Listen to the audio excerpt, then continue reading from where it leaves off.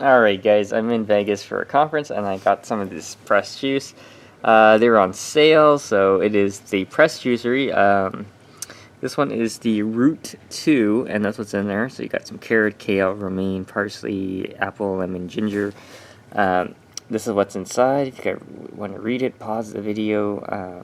So it is non-pasteurized. You can get these at the area hotel. But let's open this up and do a quick taste test. Alright, so here we go.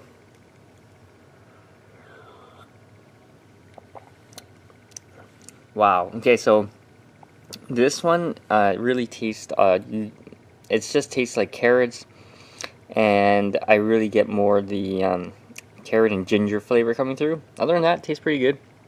Definitely check it out, guys. If you have any questions, comments, post below, subscribe to the channel.